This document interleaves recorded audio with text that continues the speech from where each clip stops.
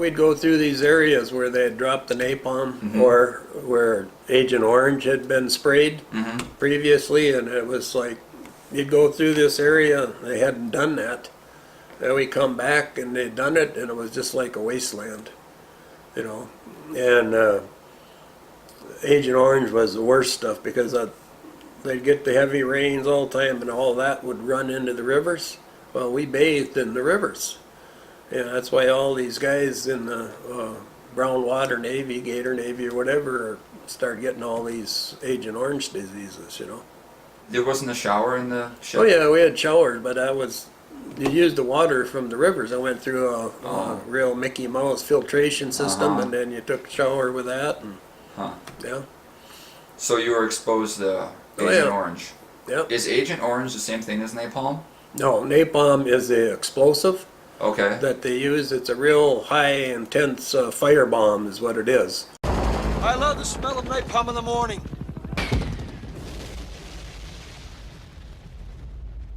And they dropped napalm, and it would just burn everything for a long, real wide radius. Really devastating. It would light the whole place up. We'd watch them jets come flying over us real low, and then they go into inland, wherever they were going, and drop them. You could see the whole sky just light up, you know. And there were Viet Cong in there. Oh, yeah. So those guys met their fiery Yep. death. Yeah, well, they had that tunnel system, you know. I told you about a lot of them would get in them tunnel systems, and that's the only way they could avoid getting themselves killed. Agent Orange was a real bad chemical that they used to kill off all the foliage. It killed everything. It was just like a real brown, nasty, you know, if you spray it, it's a form of DDT is what it is.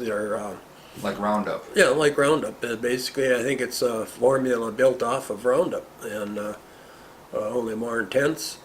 And they kept saying that it had no effect to the people that had to deal with it. Well, that, as they're finding out, turned out to be completely wrong. So, yep. Is that, you said, what took your brother? Yep. He was on like a PBR in the same area where I was, and I mean, they swam, they used that water all the time, you know, and it finally got him, I think he was 70 when he died a couple of years ago. He had all kinds of problems. So it's just a collection of symptoms that one best thinks. They got a big list of diseases now that that they're finally admitting to that are causes of Agent Orange contact. Is there any fiduciary responsibility on the government's part to compensate people then? Yep. There's a lot of guys get they get 100% disability, you know, because they have certain diseases that they were able to prove was directly caused from Agent Orange. But they don't get like a big settlement.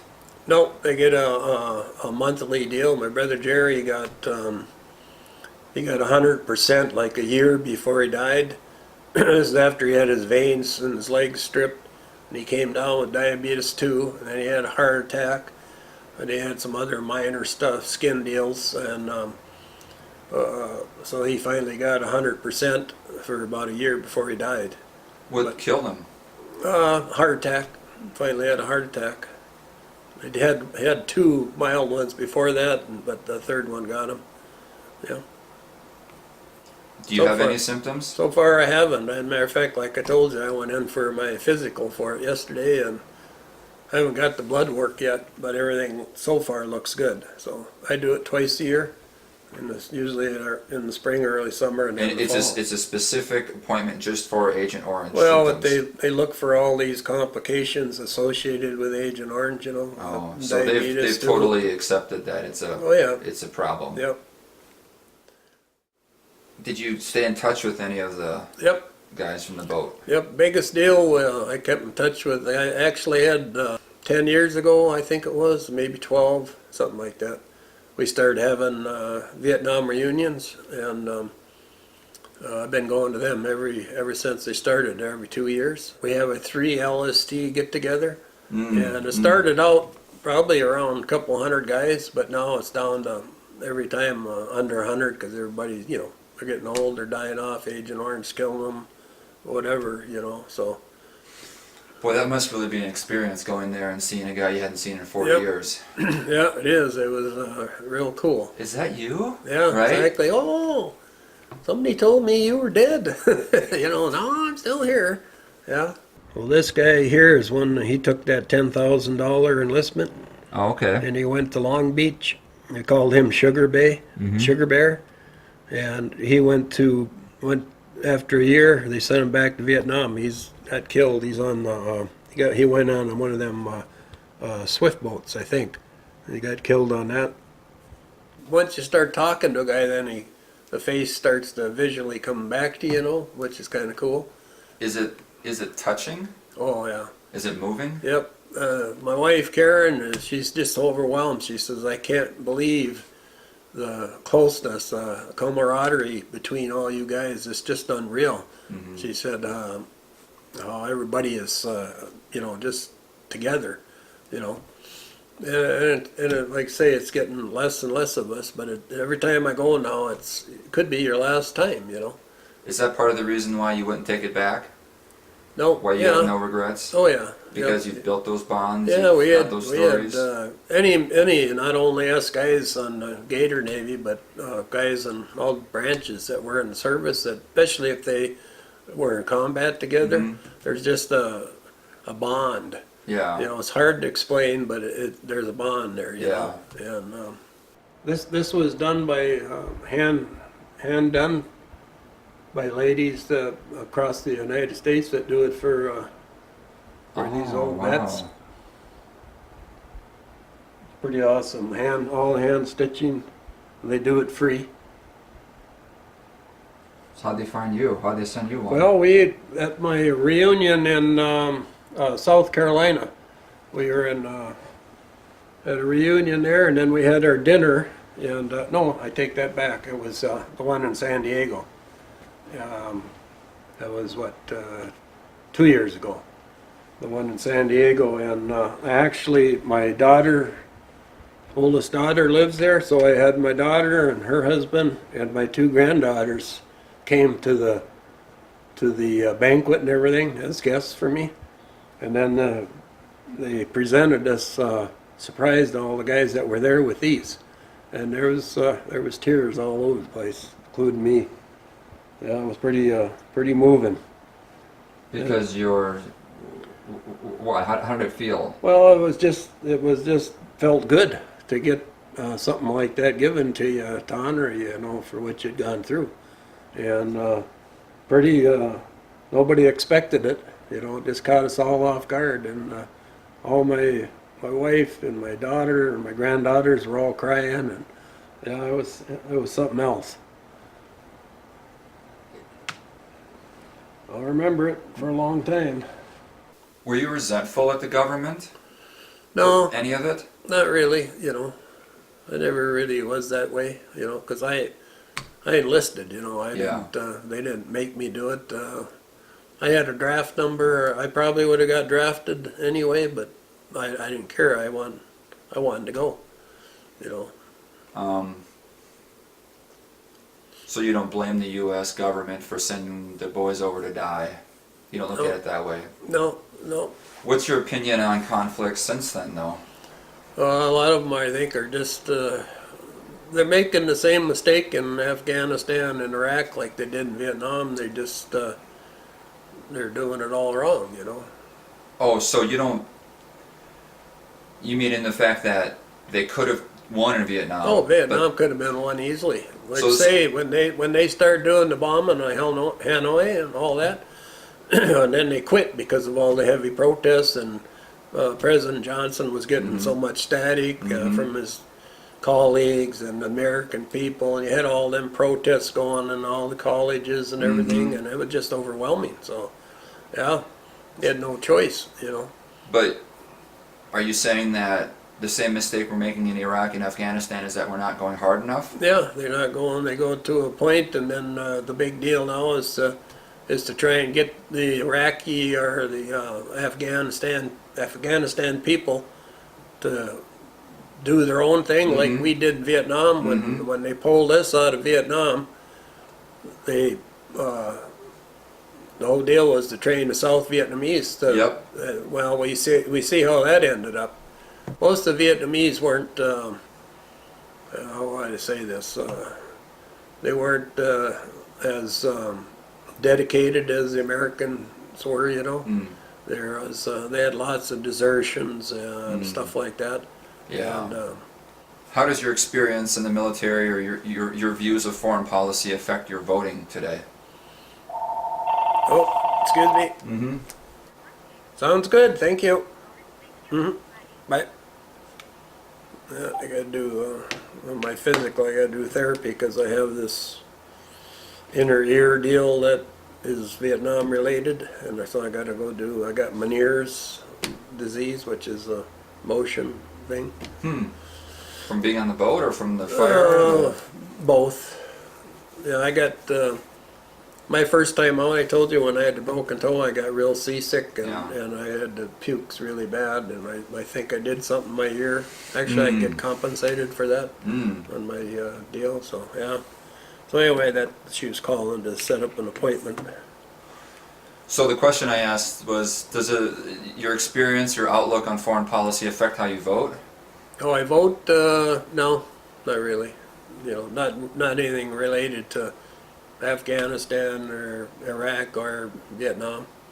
No. But like when America gets involved in, say, Syria or something like that, does that strike home to you because you're a veteran? Yes and no, I guess. I don't know. You know, all those places are so, it's all so complicated and intense, you know, and, I don't really get into it that much. Do you think the U.S. should take a similar approach and just sort of back off, or do you think there is a place for the U.S. to get involved in foreign issues? Oh yeah, like that, they have their, you know, they have to. They got all these countries that are their, they have to deal with, you know, because of they're involved with them, you know, so intensely and stuff. So they have things they got to do. So you don't respond very strongly anyway if Trump decides, oh, we're going to do something in Syria or not. You don't. No, Lose sleep over it either way. My wife does. You even say the name Trump, and she just comes unglued. She can't stand him, and I don't really. I'm not big into politics. You know, I never have been. So Okay. no. I have my opinion on a lot of the stuff, you know, but I pretty much keep it to myself. So yeah. So do you identify strongly with being a veteran? Oh yeah, absolutely. Like you look yourself in the mirror and you're like, I'm a veteran. Yep. That's part of your identity. I wear the hats and the shirts and everything, you know, because I'm proud of it, you know. And did I kill guys? Probably. You know, do I know that for sure? No, but whatever, you know. I do Because it you all just again. fired into the brush. Yeah, I just fired at things fired at me, you know. So whether you killed anybody or not, I know, you know. I had some of those guys that like these tunnel rats and special services where they'd cut their ears off and stuff like that. You know, we actually carried guys on the boat that had ears. It was a souvenir. Yeah, they had ears around their neck in a necklace. I've seen that a couple times. You know, would I had done that? I don't think so. But it happened, you know. So, yeah. Could you just tell a tunnel rat because that look in their eye or Oh, something? they were just, yeah, them guys were just, they wouldn't even, they just Just like this, assassins, and I'm huh? just like, I go right by them, you know, stay away, you know. Different breed. A lot of the special forces guys were real, what'd you say, edgy, you know, when you got around them. When you weren't one of their guys, you know, How do those guys find a home in civilian life? probably real tough for a lot of them, you know. Did you have a tough time adjusting to civilian life? Yeah, I did. You know, I had the PTSD real bad, and I had it really bad when I got married the first few years. You can ask Karen. I was lots of nights, you know, I'd wake up, you know, screaming or talking, you know, babbling, and it was bad. Yeah. Yeah, she thought she married a loony there for a while, so I drank real heavy when I first got out, just trying to deal with all that, you know, and everything, and I finally got it under control, but Yeah, most anybody that's been there is, you know, going to have some kind of issues. What would you wake up from in the middle of the night? Just like you thought you were under fire or something? Well, yeah, it'd be like you'd have flashbacks, you know, of maybe when you were getting attacked. Or my deal was picking those bodies up really bothered me for a long time. The ones that were floating in the Yeah, water? floating water deals and the crabs, and you know, it sometimes it all just come back at once, you know, and I'd wake up in cold sweats, and you know, wife say I was screaming and beating on the pillow, and you know, stuff like that. A lot of that I don't even remember doing it, you know, but that went on for quite a while. Years? Yeah. Did Fortunately. Did you get therapy for that, or? No. You I, just- I probably should have. I got letters all the time to go in, you know, and I never did. So Mm. same with the Agent Orange.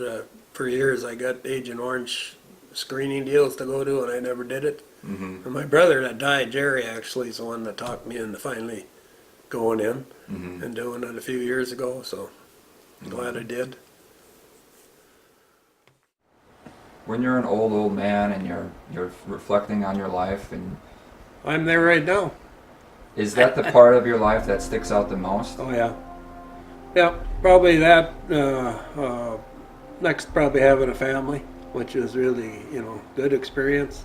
But this will always be with me, you know, just because it was such a I don't know, earth-shaking time. You know, it was something that I wanted to do, I had to do, and it could have been different, you know. Why did you have to do it? Because I was a true American. I felt that I had to do my part, you know, and so I did it. And I'd do it again, you know. If I could ever get back to being a young man again, which ain't gonna happen. But yep. Are you a religious man? So. I'm Catholic. I go to church now and then, but I'm not overly religious. No. Do you believe in an afterlife? Oh, absolutely. Yep. Do you have visions of it reuniting you with some of those guys? Oh yeah. Yep. Yeah, that'd be cool. Just like family that's gone, friends, you know. Mhm. It's oh yeah, I believe in that. Definitely.